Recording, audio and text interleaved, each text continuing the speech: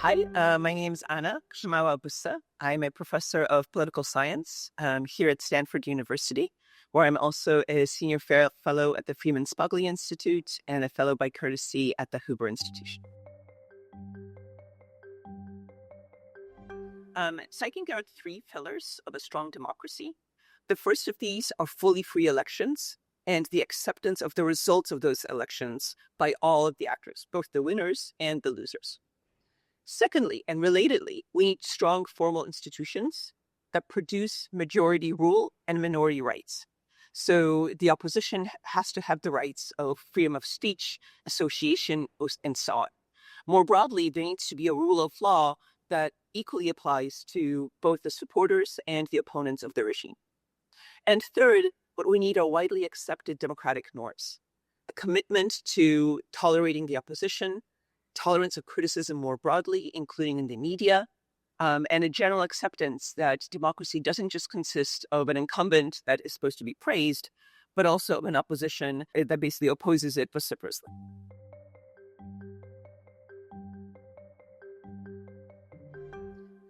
So it's a multi-pronged effort. I think, first of all, the government media is no longer a propaganda arm of the governing party, as it was under the peace government.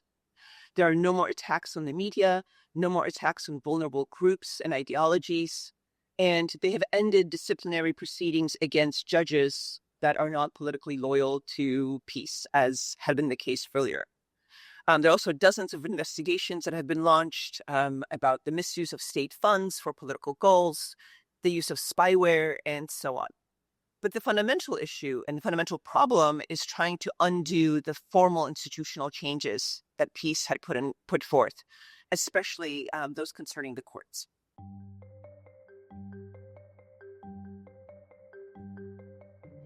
So, the real issue here is that the capture of formal institutions is the major problem.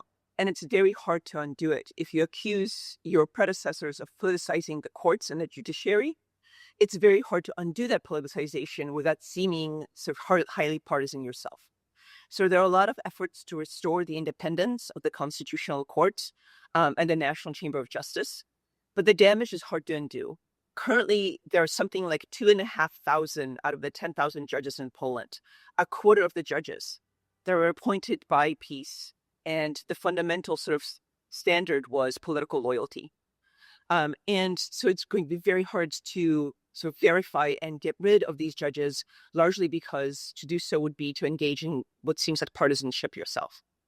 There's another effort to undo some of their decisions. These judges made some very controversial decisions, for example, that Polish law trumps EU law. But that also is hard to do because this is not a sort of common law state where precedent carries. You have to actually undo the regulations themselves.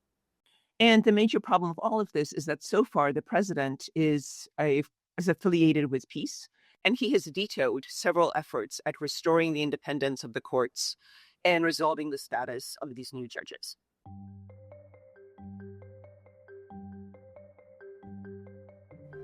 Yes, I think the fundamental one is to, if you're in the opposition, be vociferous.